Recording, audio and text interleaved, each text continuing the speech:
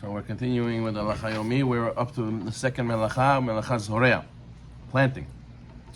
So like we mentioned last time, they did planting in the Mishkan, in the desert. They had to plant the dyes to make the herbs to make the colors to dye the curtains, or they had to plant the wheat.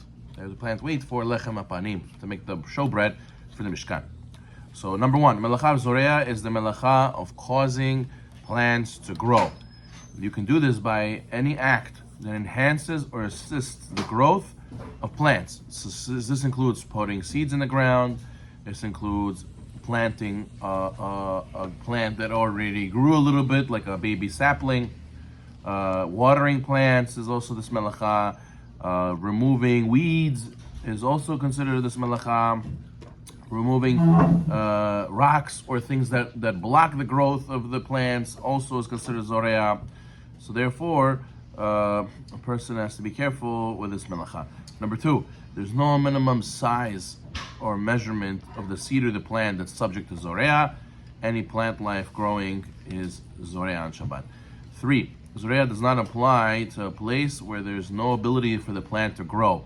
So if you throw seeds in a place where they never have a chance to grow, you didn't transgress zore'ah, right? Or let's say a person throws seeds for his chickens to eat. He throws it on the ground. Since the chickens will eat it, right? So then it's not going to grow. So therefore, it's also permitted. Number four, the Melacha Zore'ah can occur even if you drop a seed in unplowed soil, as long as it can start growing.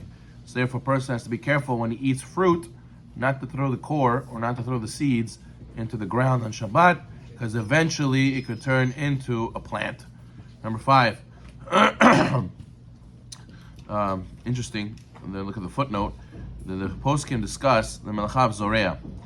Is it if it's the promotion or initiation of plant growth, so then seemingly just dropping a seed in the ground without actually growing is not Melacha Zore'ah. Melacha Zore'ah is only when it starts growing. Just dropping it is like the setup for Zore'ah. But some learn that just putting it on the ground is the Melacha. Because nafkamina, practical difference would be if, let's say, somebody dropped a seed in the ground and then you took it out before it took root. So maybe you saved him from the Melacha of Zore'ah. It's just like a person who puts a pot to boil, right, of water, and you removed the pot before it boils. So you probably saved him from the Melacha Bishul. But since it's a mahloket, obviously a person should not do it, even if he takes out the seed before it grows roots. Number five, Zore'ah is not limited to planting only in the ground. Even putting a seed in water to do hydroponics, right, to make it grow faster is asur, or we're going to learn even a potted plant is also subject to Zore'ah. Number six, watering plants on Shabbat is tolada of Zore'ah, since the water promotes the growth of the plant. Number seven, it is not permitted to wash your hands over grass, even if you don't have the intention to water the grass.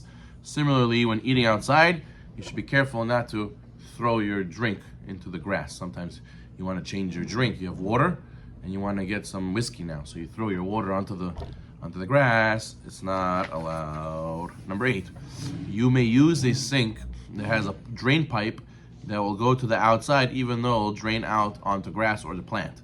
How come? But you're growing and you're promoting growth of plants, no? So 11, footnote 11, Chazon Ovadia, volume 4 explains, number one, you're not directly pouring it on the grass.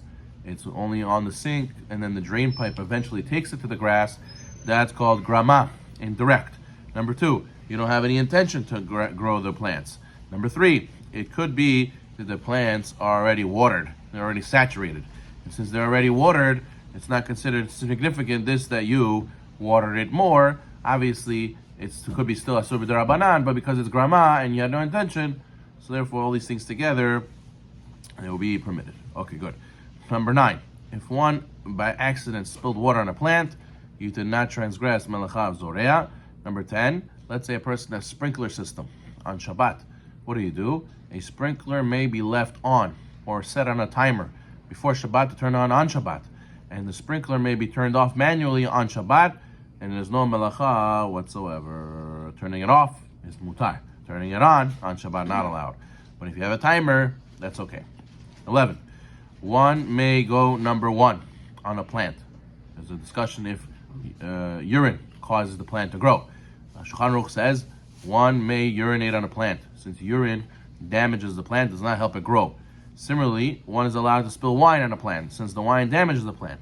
It's preferable, however, not to relieve oneself directly on grass, but off to the side. It's better. 12. Some poskim say you should not even spit on a plant on Shabbat. 13. Let's say you have a person brings flowers for his wife before Shabbat, and she forgot to put the flowers in a vase on Shabbat, right? Before Shabbat. She wants to put it on Shabbat in a vase with water. So 13. Fully bloomed flowers may be placed in a vase with water on Shabbat, since one is preserving them and not promoting growth. They're already fully bloomed, right? Similarly, one may leave leaves or hadassim in water on Shabbat, even if they were not placed in water from before Shabbat.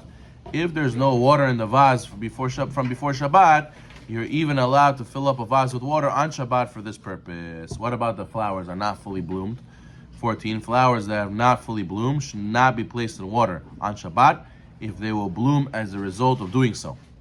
Even though it is proper to be stringent, one who is lenient has what to rely on to even put non-fully bloomed flowers into a vase on Shabbat.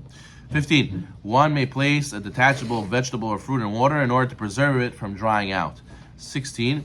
Sometimes you have bananas or avocado, they're hard still. And they say if you put it in a brown paper bag, it makes it ripe faster. Or in a dark place, you put it ripes faster, right? So are you allowed to do this on Shabbat? Yes. One may place avocado and banana in a place where it will ripen faster on Shabbat, as long as you want to eat it on Shabbat. 17.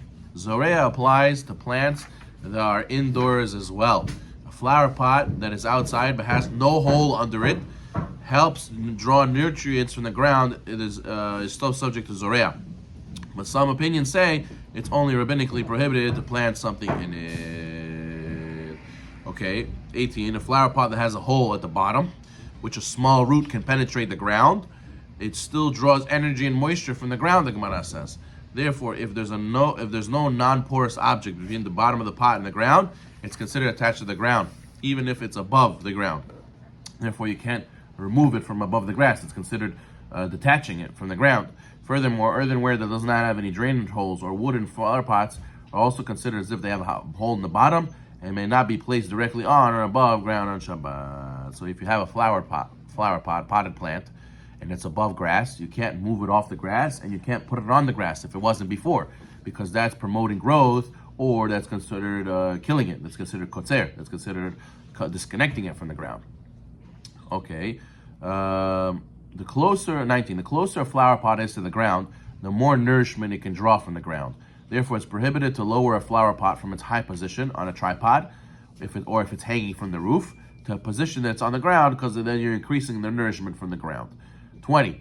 Sometimes people have potted plants near their windows, and then they have curtains. And when they open the curtains, they're giving more sunlight to the potted plants. More sunlight makes the plant grow. So you're allowed to open the curtains on Shabbat. 20. One may not intentionally open a window or a shade in order to improve the growth of a house plant. However, one may open the window or shade in order to ventilate or brighten a room for personal benefit, even though the plant will benefit as well. If the plants are on the windowsill, and by opening the window they will immediately be affected, it's proper to refrain from opening the window. Baruch Me'olam. Amen.